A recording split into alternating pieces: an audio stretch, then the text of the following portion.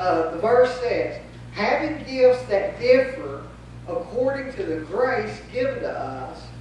That's talking about the grace, the ability. That's the word charis that's given by the Holy Spirit. Given to us, let us use them. That's the most important thing in the whole series. Is if you are not using your spiritual gift in service to the Lord, then you are in violation of this Scripture. God wants you to serve Him. Let us use them. If your gift is prophecy, we covered that last week. Do it in proportion to our faith. If service, if your gift is a gift of service or a servant, do it in your serving. If it's one who teaches, do it in his teaching. We'll go on and cover the rest of them. You see, we're covering from Romans chapter 12 what's been called the motivational gifts. The motivational gift is that gift that God gives you from which you look at the lens. It's like a lens that you look at life through. In other words, it's kind of how you see the world, how you see ministry, how you see others, how you see church. It's how you see things. Now, people can have, I believe everybody's got at least one of these motivational gifts. And then there are other gifts that are mentioned all throughout Scripture, in 1 Corinthians and another spot in Romans. Other gifts that are mentioned that I think most people probably have at least one of those. My personal opinion is that you have at least one of these, and probably at least one other gift. Sometimes you'll have many gifts. But the important part is that you use what you've got. That's the most important part. And so today we're talking about the gift of a servant. You see, there are people who have no leadership title. They take no public platform role. They don't serve in a high-profile place. They're not overtly outgoing, but they are tremendous servants of God. They've got their finger on the heartbeat of the church. They know everything that's going on. They know the events. They know when this activity, when this ministry takes place. They know if it needs financial assistance. They just know stuff because it's within them. It's how God gifted them to be a servant. And those are who we're talking about today. And so we've read our verse here. Let me give you a definition today of a servant. I think I've got that up there. A servant, I'll jump ahead here, is one who does practical things in order to be of service to others. Practical things. The servant receives joy in helping, assisting, carrying out instructions, being of use in a wide variety of ways. You see, I said last week that there were only a few prophets in the church. But I want you to know there are a lot of servants, because there is a lot of servant ministry. And when you find the area that God wants you to do, it's like a whole world opens up to you. Now, the word servant comes from the Greek word diakonos. And I'm not telling you that to tell you I know Greek, because I don't. I probably didn't even say it correctly. But it's an interesting word, because I've given you a couple of meanings of it there in your notes. If you look back up before we got to the definition, it says that it's an individual who rushes into service so much so that he's throwing up dust behind you. In other words, a servant can't wait to serve. They see an opportunity and they're the first ones to volunteer every time. If I said today, we need somebody to stay after church today and set up tables and move all these chairs, you know what? I'd find me someplace for somebody to talk to, because that's not my gift. My gift is not a gift of service. My gift, I've told you, is a gift of exhortation, a gift of encouragement.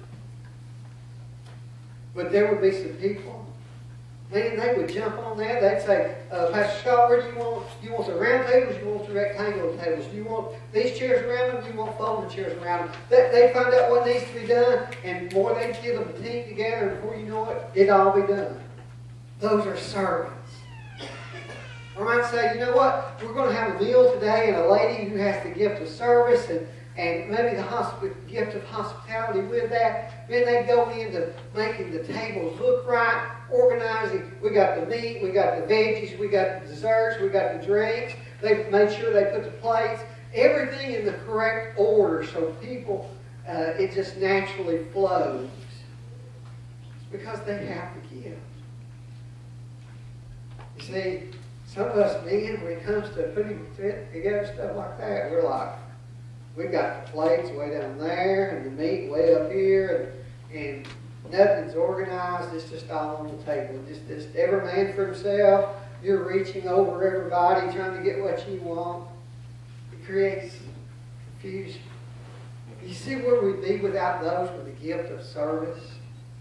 And so it's one who rushes in, throwing up dust behind him. It's also one who is an under-roller.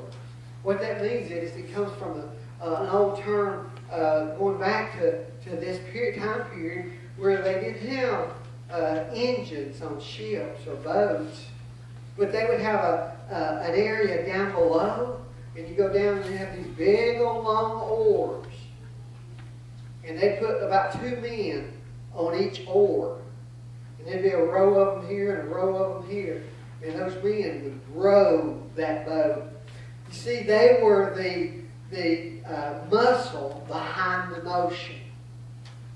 And that's what a servant is. A servant is the muscle behind the motion of the church. They are God's tools to keep the church moving. You see, sometimes people say, well, I'm just a servant, as if that's not important. And I want you to know, if we did not have this gift along with every other gift, the body would not be fully functioning. And so I want you to look today, as I titled this message today, A Servant's Heart. A servant says, please let me meet that need. That's kind of sort of the attitude of their heart. But I want you to look at Ephesians chapter 4, verse 16. This is from the ESV, I believe. I don't remember what translation I used, but it means the same thing in every translation. Basically, it's all the same. He, being Christ, makes the whole body fit together. Perfect. In other words, you don't have a hand attached to your leg. It's good. And your ear's not here, but it's out here. Everything's organized. He makes the whole body fit together perfectly as each part does its own special work. See, your work, no matter what part it is special. It helps the other parts grow so that the whole body is healthy and growing and full of love. I love that verse.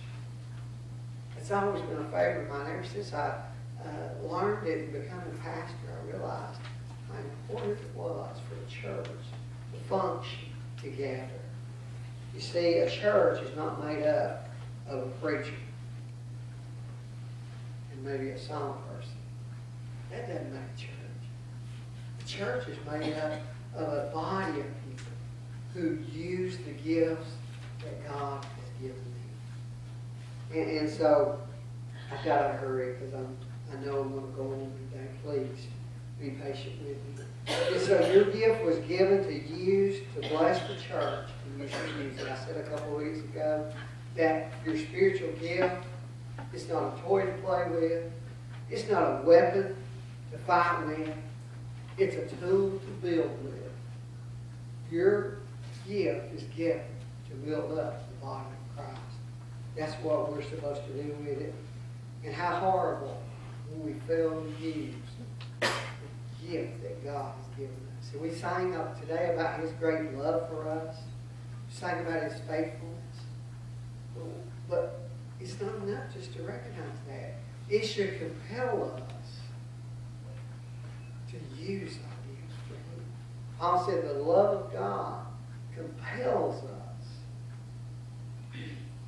Well, let's look at a servant's characteristics. That's sort of how these sermons are fitting together. We're looking at the characteristics of a servant. A biblical example of this is Timothy. And so I've got a long list of things, and I'm going to try to go through them quickly and not comment, because when I comment, it takes more time. First of all, a servant has the ability to see practical needs and a desire to meet them. A servant can spot a need a mile away. They see them before other people see them. They're already on top of it. They're thinking, if I talk about the church needs to do this, there's details about it I haven't even thought about. But a servant will realize, Pastor Scott needs some help with this area, this area, this area. And a servant is on top of those things. They're taking care of those issues. Paul said of Timothy, he said, I have no one naturally like-minded who will care for your state. He's writing in the book of Philippians. And what he's saying is, Timothy, he has the mind of a servant. He has the mind of knowing what needs to be done in order for your ministry to grow. And so Paul trusted Timothy because he was a great servant. Secondly, a servant is one who has joy in serving when it frees others to do more important things and not just stay busy. You see, I can spend so much time trying to do everything where I can do the most needful thing and let people who are gifted to serve take care of those other areas. That's what a servant takes joy in. They love serving. Philippians 2:22. A servant has a tendency to disregard his or her personal health and comfort in serving others. In other words, they think more about others than they think about themselves. Paul told Timothy, he said, that day and time the water was putrid. It was not very helpful. And Paul told Timothy, no longer drink only water, but take a little wine with it for your stomach's sake. You know what he's saying? Timothy, you've got to take care of yourself. And you need to stay away from this plain water. It's okay for you to take a little bit of this grape juice, this wine. And it's not the same as today's wine. I don't have time to discuss that. So, a servant can disregard their own personal health sometimes because they find such joy in serving others. A servant has a difficulty in saying no. In other words, a servant will take on too many tasks. I told in the early services of somebody I know in this church that every time I present a need, I have to be careful because they'll be the first person to come to me and say, "You know, you did that." But you know what? They've started learning because I remember the last time they said, "You know, I used to volunteer for everything. It's not what I need to do. I'm a servant, but I can't do everything." And so it's important to learn what you can take on. See, Paul told Timothy twice in chapter 4, he said, "Do diligence to come to me before winter." Get here. The reason being is because when servants don't say no, and they take on everything, they get sidetracked. They're helping this need, they're serving in this way, and along the way they find they just come across another need and they take care of that. And they come across another need and they take care of that. And they lose the sense of priority. And so Paul was telling Timothy, be diligent to come to me. Be diligent to bring me things that I need. And so it's easy for a servant to do good things, but not God things. You understand the difference, do you? If you're with me, you know what I'm talking about. Amen. A servant can do good things, but not do God things. And so that's just a characteristic. A servant has a special enjoyment in providing physical needs and comforts. They have an ability to remember those they serve, their likes and dislikes. And I put an example, coffee. A person who has the gift of service, who also has the gift of hospitality, all you have to do is tell them one time how you like the coffee. They'll remember it forever. They won't keep offering you cream and sugar every time you come. They know you like it black. Here's a good hot cup of black coffee for you, brother. They know. Amen. That's a servant. Especially if they have the gift of hospitality. It may not be in the gift of hospitality. It may be in some other area, but they know what you need. And you don't have to tell them over and over. Danny is a tremendous servant to me. He's an associate pastor. He's the ideal associate pastor because he takes care of so many things. A servant has a need for appreciation, to confirm that their service is necessary and satisfactory. It's not so much that they want a pat on the back. They just want to know they're doing it the way you want them to. And they're meeting the need that you have for them. And so you may be leading a ministry. You may be responsible for children's ministry or for youth ministry or some other ministry in the church.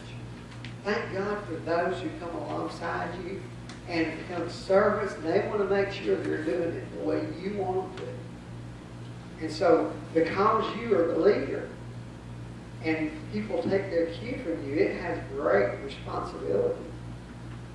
Because what you say will influence them. I've really been aware of that this week preparing this message. Because I said last week that the one on prophecy was the hardest one. But really, I struggle with this one so much more because I realized there's so many of you who are servants, and what I'm saying today has so much weight to it in your life. And so, what I'm saying today, I don't say lightly. I realize, and that God must use what I say. It must be done properly and right.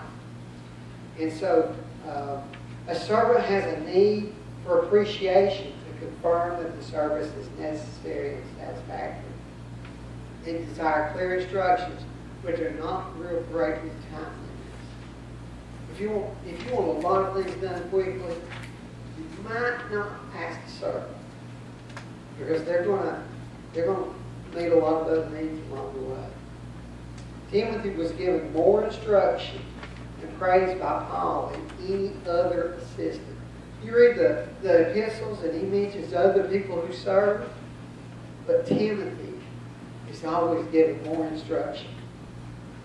And a servant has a strong desire to be with others. They're people-oriented most of the time, thus providing more serving opportunities. You have the verses there in Acts over and over. We see that Timothy's always working with others. They're people-oriented most of the time. I say most of the time. It depends on some other giftings they might have. But whatever their gift is, they are doing what they do for the Lord and for others. A servant has an enjoyment of short-range projects and a tendency to become frustrated with long-range responsibilities. Let me explain this for a second. The best way I know how to explain it is I had a guy in a previous church who was such a great servant. I could never get him to teach Sunday school or even be regular in Sunday school. There's a lot of things that he didn't like, those day-to-day responsibilities. But I tell you what, when it came to organizing a project, getting a short-term project done, he was like an amazing gift to our church.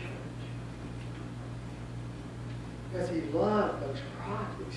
He could do it, he could organize it, he could do such a great job.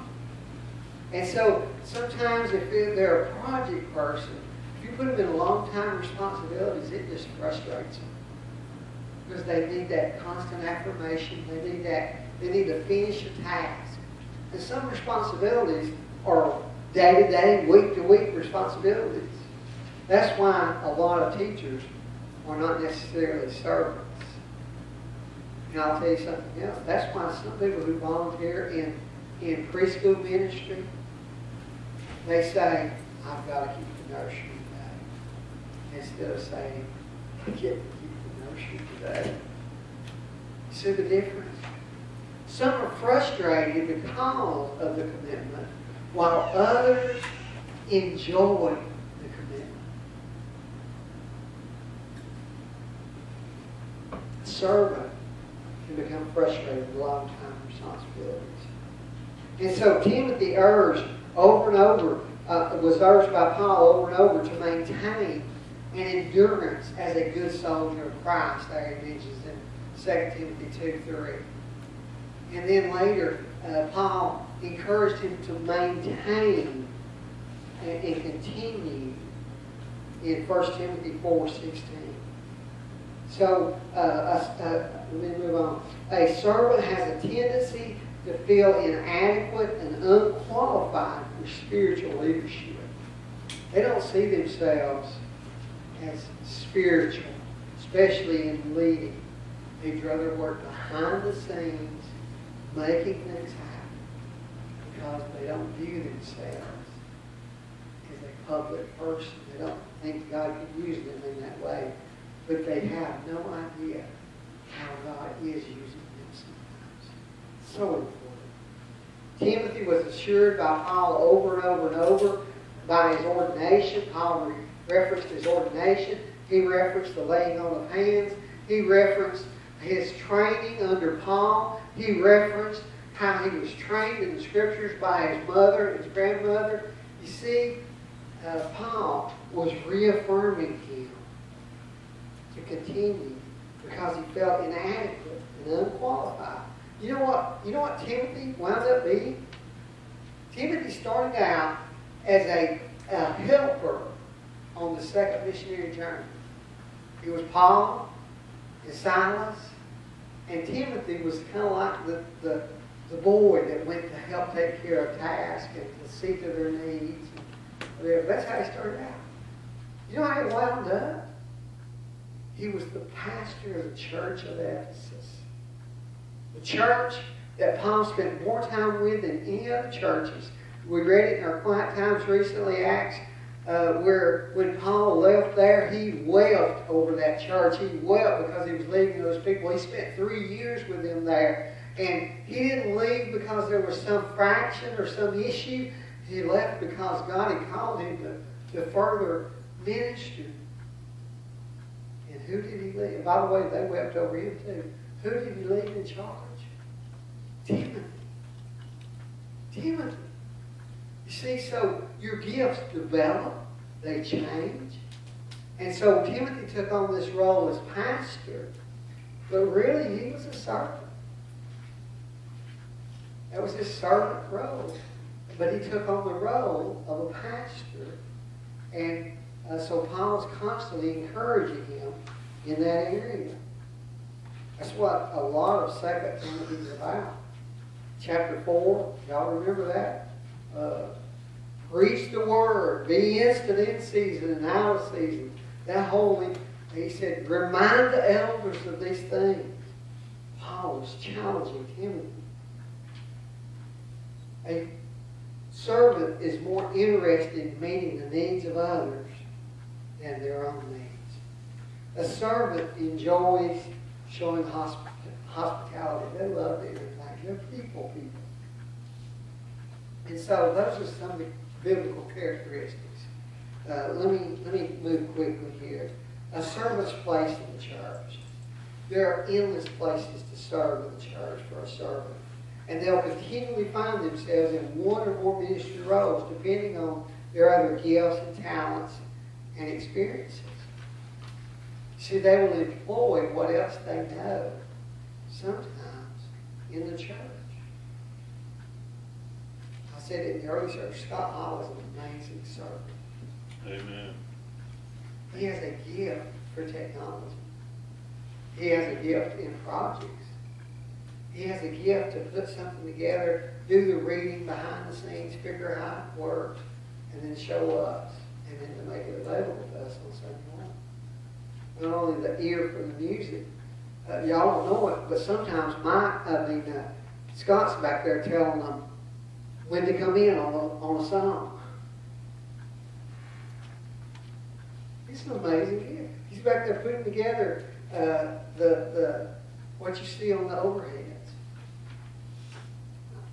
I don't mean to point you out, Scott, but he's just an amazing servant. Thank God for people who serve and find their place. We'd be lost without him. You ought to get a attaboy white record. Attaboy. Brother Scott. Thank you, Andy. You're welcome. Servants are happy to work behind the scenes. They can be both people-oriented and task-oriented, depending on their other giftings. Servants make great assistants, but very seldom become leaders of the ministry, unless they are finally tuned in to somebody else who is over them, instructing them.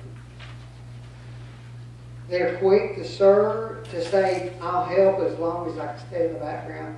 They're not normally planners, but they're doers, unless a task is a short-term project for which they are especially talented in.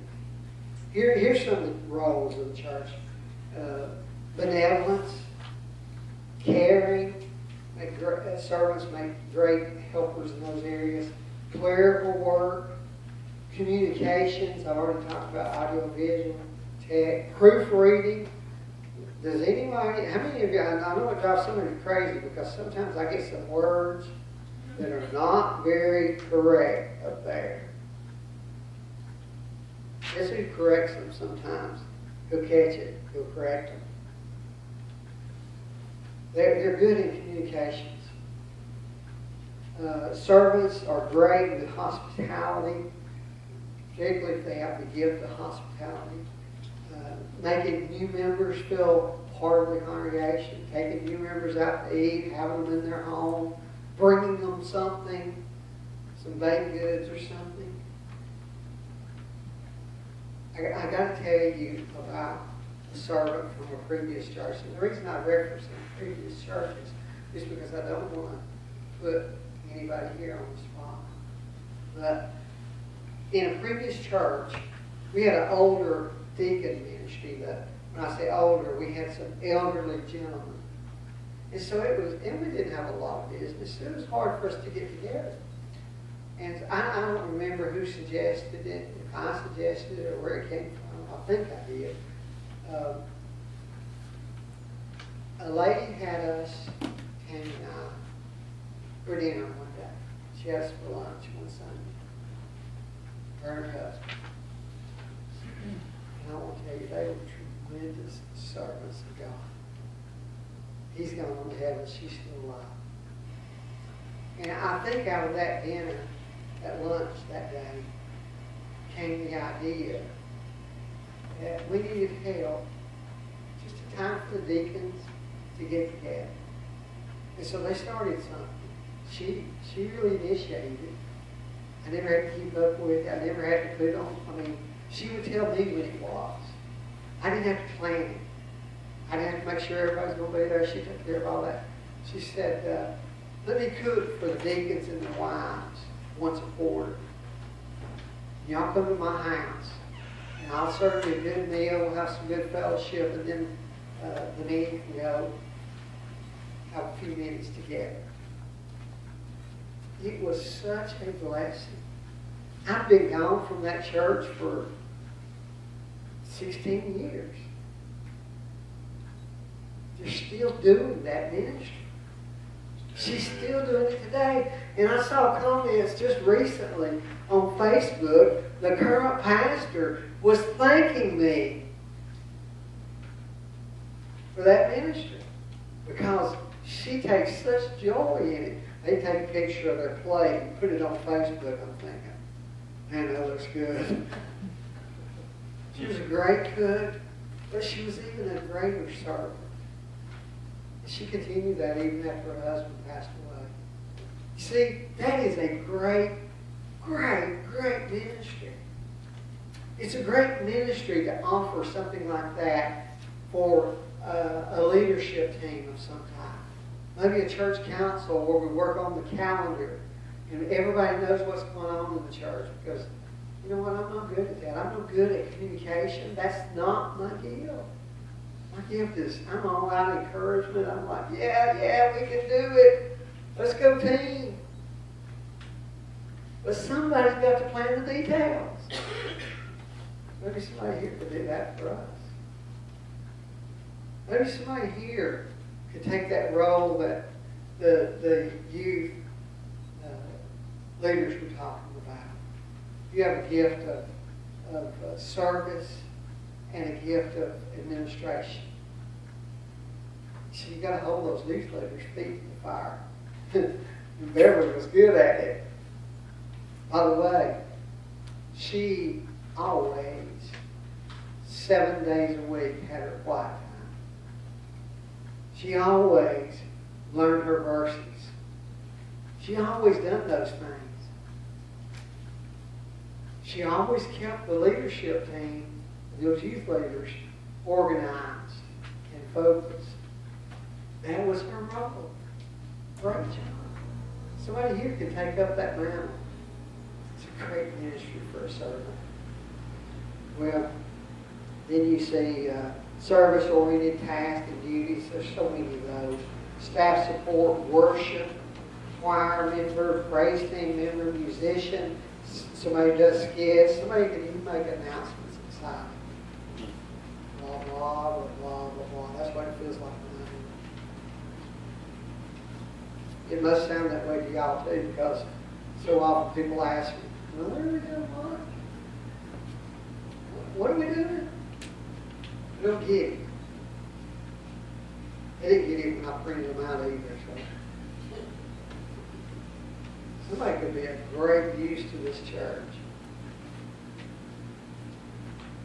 in communicating.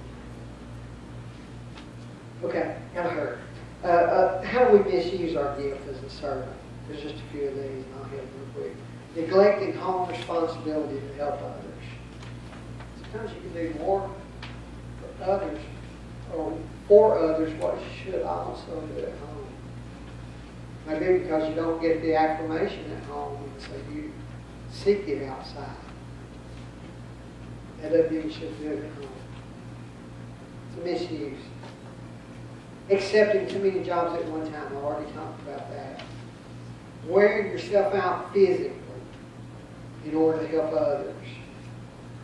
By the way, getting too many jobs gives you an inner tension. You're not doing anything well, but it will cause stress, which will affect you physically. Being too persistent in giving unrequested help to others. Just because you can doesn't mean you should all the time.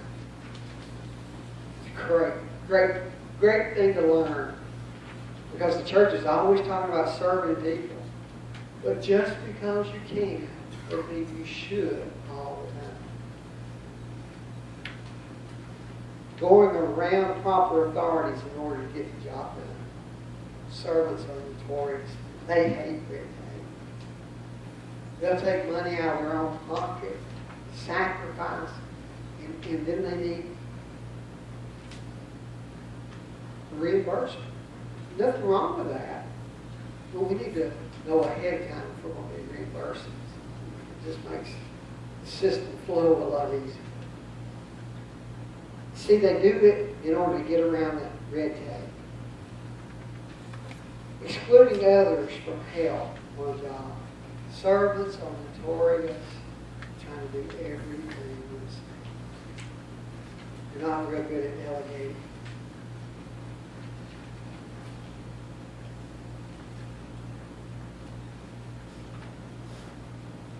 They tend to want to do the job themselves.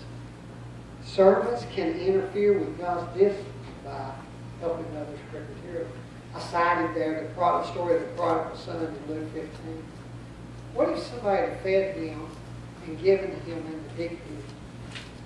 He may have never went back to the Father and repented and got back where he was supposed to be.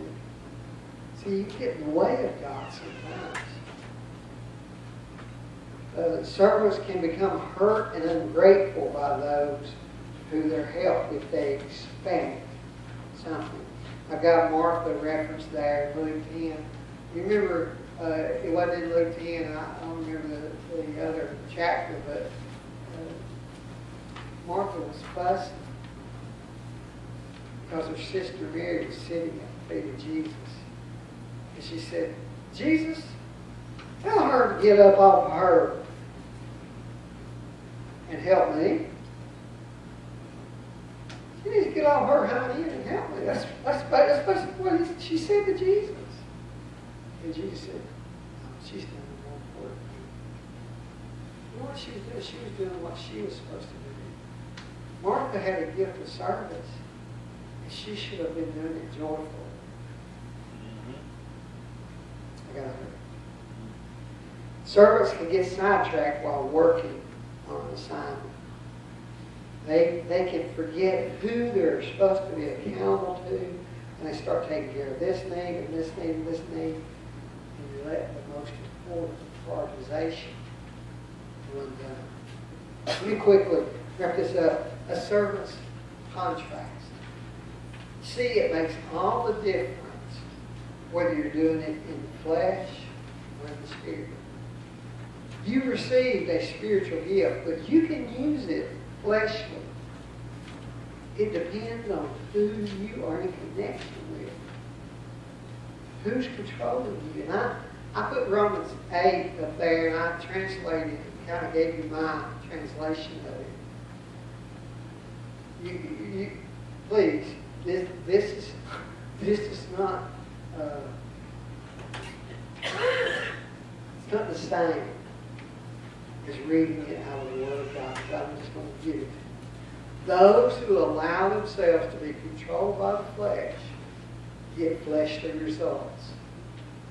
But those who allow themselves to be controlled by the Spirit get spiritual results. It goes on in verse 6, and in King James it says, those who are spirit controlled, they have life and peace. In other words, if you're working out of your own flesh, and you're doing all this service in your own strength rather than the gift of the Holy Spirit, rather than allowing the Holy Spirit to control your life, you're not going to have life and peace. You're going to have frustration. But if you are allowing the Spirit of God to control you and you're doing according to what He says, using your gift, it's going to lead to life and peace. In Romans 8:6, you can read it later. So here I did a little contrast here. If you are spirit controlled, you are alert to needs if you're a servant. You're super alert. But if you're walking in the flesh, you're insensitive to the needs of others. If you're spirit controlled, you're hospitable. But if you're walking in the flesh, you tend to withdraw and then feel lonely. If you are spirit controlled, you're generous. But if you're fleshly controlled, you get stingy. Stingy. If you're spirit controlled, you're joyful. But if you're walking in the flesh, you just feel self-pity. Oh, Lord, I'm the only one. I'm sacrificing this, and I'm doing this, and I'm doing this, and I'm doing this. You have yourself a little pity party. Because nobody wants to help you. God's given you a gift. Use it by the Spirit, and it will lead to joy. You'll be flexible. You know, it's natural. When we get older, our bodies lose flexibility. You used to put your hands flat on the floor. Now you can't get to your knees with your hands. It just happens as you get older. What's the remedy for that? You have to continue to stretch. You know what happens to a lot of Christians? They've done their time. I did my time, now let somebody else do it. And they get inflexible.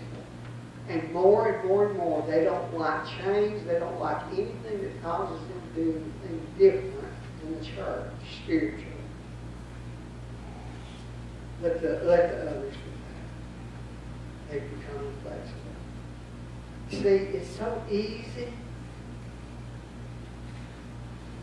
to grow fleshly minded because we know so much spiritually as we get older. We've learned. Those who are spirit controlled are available. Those who are fleshly, count them out, they're not interested. Those who are spiritually controlled have endurance. They want to finish to the end. But those who are fleshly controlled, they just want to quit. To be quite honest, a lot of times they do. A lot of times they quit and leave the church. A lot of times they quit and don't leave the church.